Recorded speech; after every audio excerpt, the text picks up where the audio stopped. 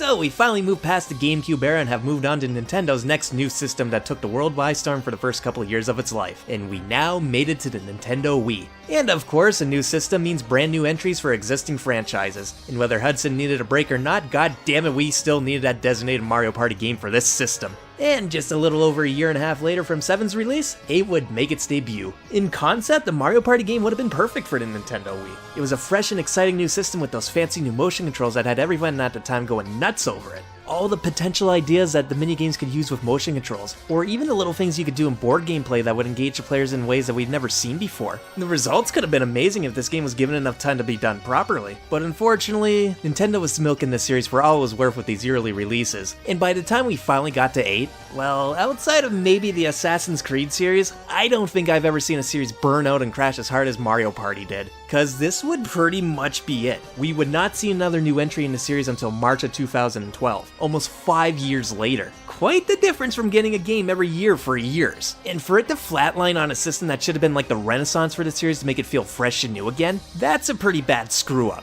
But I think by the time 8 had come out, people just had enough of it. It wasn't an exciting series anymore. Sure, it might not have been all doom and gloom during the GameCube era like some people like to make it out to be, but by 2007, you can tell the team had enough. There was no new ideas and they were running on fumes. And it just led to a product that was uninspired, and honestly probably the game in the series that you can completely skip over and you would miss out on absolutely nothing. Cause either it was copying a lot from 7, or was just stripping away elements that make it a lesser experience as a whole.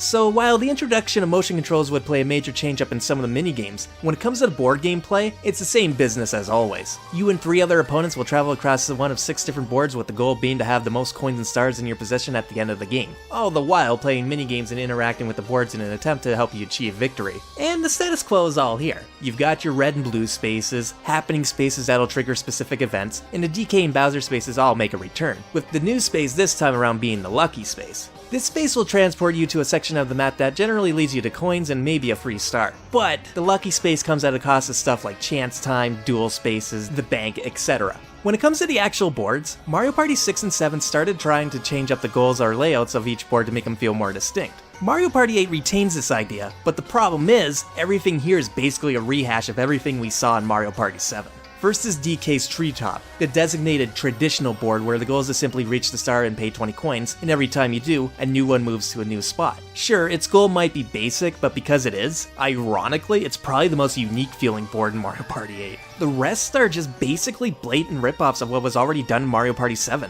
Goomba's Booty Boardwalk is just another linear board with a star at the end of it. Only difference is the price is dependent on which place you're in. King Boo's Hideaway is just Neon Heights, where the gimmick is the star locations are random and you have to go and find it. Though I do like the Ghost House theming a lot better than Neon Heights, so I'll give this one a pass. Shy Guy's Perplex Express is another linear board where you just reach at the end for a chance to buy a star. Again, the only real difference is DK or Bowser might greet you at the end. DK may give you a free star and Bowser will just screw with you. So that's 2 boards based on Pagoda Peak.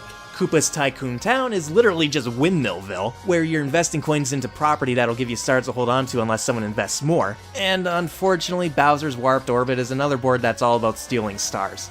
Like, the team didn't even try here. I mean, sure, there was a little bit of an overlap when it came to goals for certain boards from the transition to 6 to 7, but that was like 2 boards. Here, it's practically every board, and it just feels beyond lazy. 2 linear boards? Like, seriously? I mean, hell, both of the Invest boards are Koopa Troopa themed boards, for Christ's sakes. And unfortunately, this bleeds into single player mode, because it's exactly what we saw in Mario Party 7. Once again, we're playing against a CPU on each of the boards where it's mainly board game play, and once in a while you'll play a minigame. And once again, these boards have specific goals to single player mode. And once again, they are practically for the most part the same goals as their Mario Party 7 counterparts. Ugh.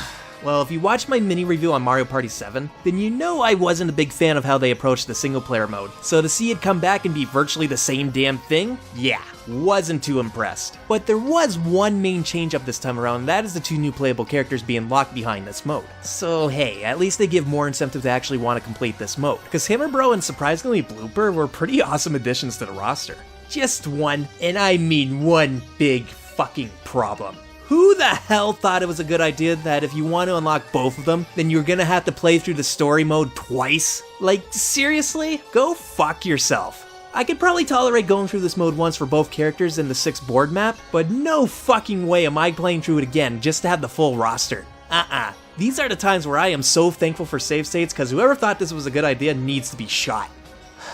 So while yes, 8 likes to copy a lot of 7, does the game do anything unique besides motion controls? Not really outside of one major change-up. In Mario Party 8, orbs were replaced with candy as items, and basically we have reverted back to how items worked prior to Mario Party 5. They are purely consumable and they can't be used for spaces or blockades. Even the specific character orbs were axed as well, which is a shame. Now, for as much as I adore what the orbs brought to the table in Mario Party 6 and 7, I do know some people feel that the orbs could break up the pacing a bit too much. So if you do just prefer traditional items, then I at least get it, but the candies are probably the weakest in the entire series. There aren't nearly as many as there would be in the past couple titles, and not nearly distinct since a lot of them just blend together. It's pretty sad when Mario Party 2 only has 10, which is even a lesser amount than this game, yet somehow still feels more impactful and unique. How do you screw that up? So as you can see, so far, this game isn't doing anything for me. It just feels like a bland version of 7 that had things stripped away from it. But maybe, just maybe, the minigames could save this game. But then I remember hindsight is always 20/20, and when a good chunk of the minigames rely on basic and gimmicky motion controls, that doesn't leave me with much confidence. Thankfully, Hudson Soft knew better than to make every minigame reliant on motion controls, and the ones that are more traditionals were pretty good. Sick and Twisted, Mosh Pit Playroom, and Glacial Meltdowns were always highlights. And not every motion control minigame is always bad either. Usually the games involving the pointer is really well done. But yeah, unfortunately this isn't the best list of minigames, and I think that just sums up the consensus about Mario Party 8. This series was running on fumes at this point, and any creativity and effort to make something special just wasn't happening. Which, like I said near the beginning, is a bit of a shame since this could have been such a fresh and exciting new start for the series. But coming back to it just reminds me why this series went dormant for so long. It's a game with no identity and no pull to coming back. I might not think highly of entries like 5, 9, or 10, but at least they stand out enough to do their own thing and I can still play them ironically. Here, I just feel like, why aren't I just playing 7? Cause this really is just Mario Party 7 0.5, with special guests that no one cares about, motion controls.